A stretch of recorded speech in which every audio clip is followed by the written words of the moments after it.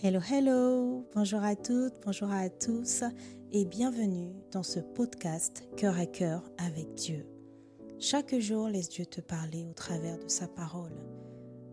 Dans ce podcast, nous partagerons des exhortations brèves, puissantes et guidées par l'amour pour t'aider à méditer les Écritures profondément, verset après verset, pour t'aider à guérir, à être éclairé, affermi, mais surtout, faire la rencontre de Dieu telle que tu ne l'as jamais connu, afin de vivre une relation intime et vivante avec lui. Alors installe-toi bien, dispose ton cœur, dispose ton environnement, dispose tes pensées.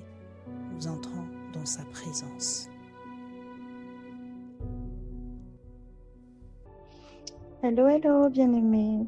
J'espère que ce message vous trouve en pleine forme et en bonne santé par la grâce de Dieu. Nous nous retrouvons encore aujourd'hui pour un nouveau message. Nous allons plonger dans la parole et nous allons ouvrir le cœur pour entendre, recevoir ce que le Seigneur a encore à nous dire aujourd'hui. Alors, Saint-Esprit, s'il te plaît, viens conduire ce moment, viens prendre le contrôle de nos pensées, de nos paroles, de notre environnement et dispose-nous, dispose notre intelligence, dispose nos cœurs à véritablement comprendre, discerner ta volonté, comprendre ta parole, l'accepter, la garder, mais surtout la pratiquer pour la gloire de notre Seigneur. Au nom de Jésus-Christ. Amen. Le titre du message ce jour est « Dieu fait tout pour un but ». Dieu fait tout pour un but. Nous allons lire la parole dans Exode 9, verset 14 au verset 16. Nous allons lire en version Nouvelle Français courant. En effet, cette fois-ci, je suis décidé à infliger toutes sortes de fléaux à toi, à ton entourage et à ton peuple, afin que tu saches que personne sur cette terre n'est comparable à moi. Si j'avais tendu le bras pour vous frapper de la peste, toi et ton peuple, vous auriez disparu de la surface de la terre. Mais je t'ai laissé subsister afin de te montrer ma puissance et pour que ma renommée se répande sur toute la terre. Ah, bien-aimé,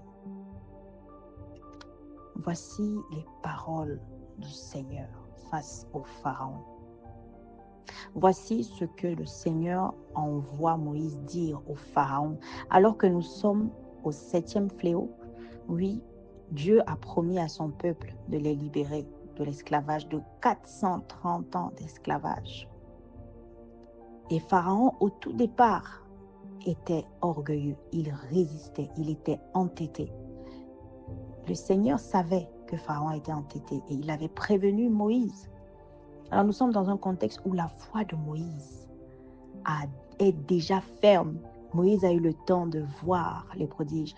Moïse a eu le temps d'échanger avec le Seigneur.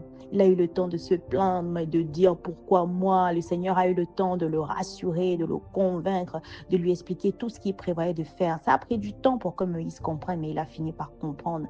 Nous sommes au 7e fléau que le Seigneur décide d'infliger à l'Égypte à cause de ce que le Pharaon refuse de laisser partir son peuple. Bien aimé, cette histoire, on l'a tellement entendue.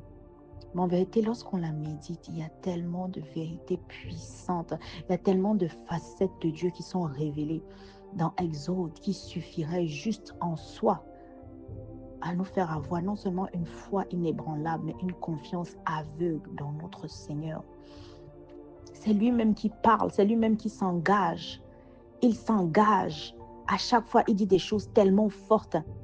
Personne sur cette terre n'est comparable à moi. C'est lui qui l'a dit. C'est une affirmation. Alors, ce 7e fléau intervient lorsque le Seigneur décide de faire tomber la grêle. Et lorsque je méditais cette parole, j'ai été vraiment marquée par la manière dont le Seigneur est, c'est-à-dire sa personne. la manière dont il pense. Vous voyez, quand on regarde jusqu'au chapitre 9, lorsque vous arrivez jusqu'au chapitre 9, à aucun moment, ce que le Seigneur va faire ne se passe pas. C'est-à-dire qu'à aucun moment, on a l'impression qu'il ne maîtrisait pas la situation. Parce que non seulement il a prévenu que le pharaon allait s'entêter, il a prévenu aussi de ce qu'il allait faire. Et ce qu'il décide de faire, lorsqu'il fait tomber la grêle, lorsqu'il a envoyé la peste sur le bétail, lorsqu'il a envoyé les furons, tout s'est exactement passé comme il a dit.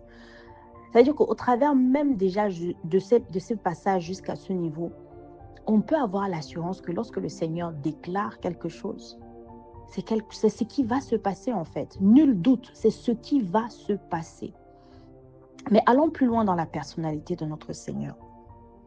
Vous voyez, depuis, on l'a lu dans les précédents passages où le Seigneur dit « Je suis le Seigneur, il m'a renommé. Personne n'est comparable à moi. » Lorsque nous étions au chapitre 8, verset 6, afin que tu saches que personne n'est comparable au Seigneur notre Dieu. En fait, il y a toujours un besoin de rappeler que notre Seigneur est grand, que notre Seigneur est puissant. Et lui-même, il n'hésite pas à le dire.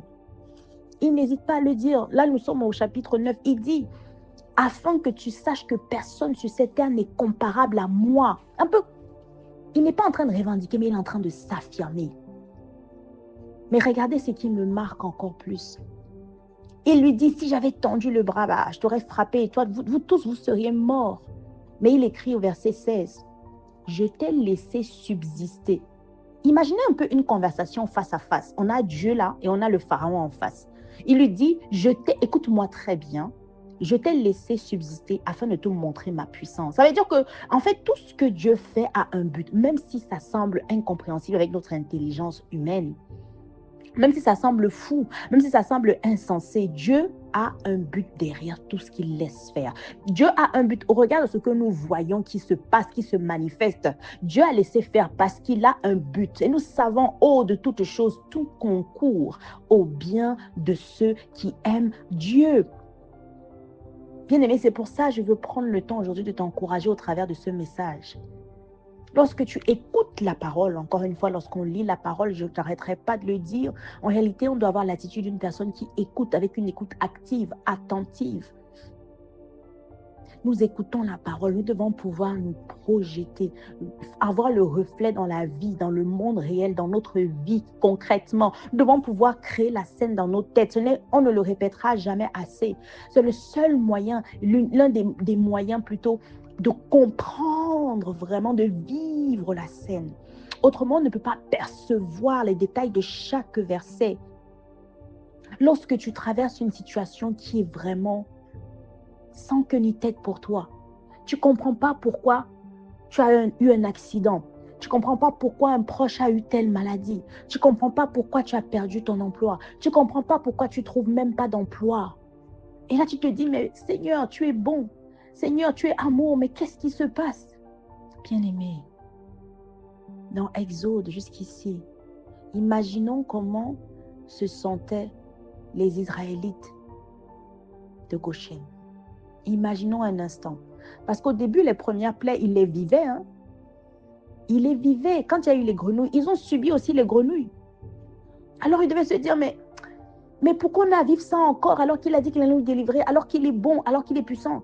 Bien-aimé, la foi consiste à se rappeler en tout temps que notre Dieu est bon, que notre Dieu est au contrôle de tout, que notre Dieu, il sait ce qu'il fait, que notre Dieu, c'est un Dieu qui fait toutes choses pour un but. Bien-aimé, et nous devons comprendre quand nous lisons la suite du verset 16 au chapitre 9. Il dit, mais je t'ai laissé subsister afin de te montrer ma puissance. Donc, dans ce déroulement, il veut montrer sa puissance. Nous devons retenir que Dieu veut qu'on voit sa puissance. C'est comme ça qu'il est. Ensuite, et pour que ma renommée se répande sur toute la terre. Vous voyez, il a un objectif derrière ce qu'il fait. Pour que ma renommée se répande sur toute la terre. Bien-aimé, Dieu veut que sa renommée se répande sur toute la terre. Ça veut dire que parfois, tu vas vivre des tribulations. Tu vas être dans la détresse. Bien-aimé, n'oublions pas que nous sommes et nous pouvons. En réalité, ça doit être un soupir même, être le canal par lequel la renommée de Dieu est manifestée. Ça veut dire que parfois, nos corps souffrent, nous souffrons sur cette terre parce que l'objectif final, c'est que la renommée de Dieu se répande. Ça me fait penser à l'aveugle de naissance. Lorsque Jésus marchait avec ses disciples et que les disciples ont demandé à Jésus, « Ah, certainement cet homme a péché. » Jésus a dit, « Non, sa maladie n'est ni à cause de ses parents, ni à cause de ses péchés, mais pour la gloire de Dieu. » Ça veut dire que oui, bien-aimé, ça peut te sembler vraiment incompréhensible, injuste, bizarre. Mais comment un Dieu si bon peut faire ça, bien-aimé? Tout concourt au bien de ceux qui aiment Dieu. La finalité n'est pas cette terre. La finalité, c'est l'espérance. Dieu a un but. Dieu a un objectif. Et en tant qu'enfant de Dieu, c'est à nous de le comprendre. C'est à nous de rentrer dans cette identité complète. Pas seulement à cause de l'autorité qu'il nous a donnée, mais aussi à cause des instruments que nous sommes censés être pour que lui, il soit connu sur cette terre. Et ça va certainement passer par le fait qu'on accepte de passer par des situations difficiles et ensuite que sa gloire se manifeste au travers de nous. Bien-aimés, ça doit changer notre manière de vivre les détresses. Ça doit changer nos pensées. Lorsque nous sommes en train de souffrir, lorsque nous sommes en train de voir des personnes qui souffrent dans la rue, nous entendons les guerres à gauche, les guerres à droite, ou même des personnes qui sont dans la misère. Bien-aimés, nous devons venir au pied du Seigneur, lui demander, Père, comment cette situation peut te glorifier? Montre-moi. Utilise-moi afin que cette situation se glorifie. Parce que Dieu fait tout pour un but. Il dit, afin de te montrer ma puissance et pour que ma renommée se répande sur toute la terre. Il dit, c'est seulement pour cette raison qu'il ne les a pas tués. Oui, ça veut dire quoi? Une des facettes que nous voyons ici, bien-aimés, Dieu c'est un roi, c'est un seigneur. Dans sa pensée, il ne faudrait pas qu'on soit surpris que les choses arrivent, qu'on ne comprenne pas, mais qu'en réalité, ce soit juste pour que Dieu se glorifie. C'est dans sa personnalité. Et nous ne sommes pas là pour discuter avec Dieu. Qui sommes-nous? Nous sommes là pour demander la grâce de comprendre et la force de tenir jusqu'au bout. Nous sommes là pour demander la grâce que son plan se déroule. Mais surtout, nous devons nous rappeler que tout concourt au bien de ceux qui aiment Dieu. On a tendance à l'oublier lorsqu'on souffre énormément, bien-aimé. On se dit, mais comment tu peux laisser autant de personnes mourir? Beaucoup de gens pensent cela. Bien-aimé, Dieu fait tout pour un but. Il est souverain. Il n'a pas à nous expliquer tout ce qu'il fait. Mais en tant qu'enfant, nous pouvons venir lui demander, oh Père, ça c'est pourquoi. Est-ce que, par ton infini, bonté, peux-tu m'expliquer? Et puis, avoir la conscience qu'il n'est pas obligé de nous expliquer. C'est ça aussi craindre Dieu. C'est ça aussi reconnaître toutes ses facettes de façon entière. Parfois, on prend que trop la facette de l'enfant qui vient demander. Parfois, on prend que trop certaines facettes de Dieu, le Père ou Dieu le guerrier, Sabaoth, ou Dieu encore le Sauveur, le Seigneur, le Maître. Mais en fait, on ne prend pas assez compte que ça implique des réalités. Notre identité est censée être complète. Et lorsqu'on parcourt Exode, on se rend compte que Dieu a une manière de faire que nous devons demander la grâce d'accepter pour mieux vivre les tribulations sur cette terre. Parfois, tu traverses certaines choses parce que Dieu veut que sa gloire se manifeste. Parfois, tu traverses certaines choses, mais au fond, cette chose concourra à ton bien. Alors, demandons la grâce de rester focalisés sur la bonté et l'amour du Seigneur, plutôt que les plaintes ou même les demandes d'explication qui en réalité ne sont pas nécessaires, lorsqu'on a compris que tout concourt au bien de ceux qui aiment Dieu. Père éternel, donne-nous la grâce, s'il te plaît, de te connaître davantage, mais surtout de t'accepter tel que tu es. Ouvre nos cœurs parce que tu dis dans ta parole que tes voix sont au-dessus de nos voix, que la folie de Dieu, ta folie est plus sage que notre sagesse. Ça veut dire qu'il y a énormément de choses que nous pouvons penser de cette intelligence limitée que nous ne pourrons jamais comprendre. Nous ne pouvons pas comprendre ton amour. Nous ne pouvons pas comprendre ta manière de faire, d'opérer. Nous ne pouvons pas comprendre qui tu es, l'immensité de ta personne. Alors pour le peu que nous pouvons comprendre au travers de ce que tu as bien voulu nous dire pour notre bien, aide-nous à l'accepter. Aide-nous à marcher conformément à ce que tu déclares, à ce que tu veux, à ce que tu dis et à qui tu es. Aide-nous à embrasser toutes les facettes de ta personnalité, ô Père, afin que ta renommée se répande sur toute la terre. Abba Père, que ton nom soit glorifié dans nos vies.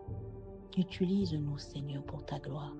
Avec joie, aide-nous à être des instruments qui opèrent et qui subissent et qui souffrent, en tout cas qui sont utilisés dans la joie. Père, amène-nous à cette dimension, s'il te plaît, dans le nom de Jésus-Christ. Amen.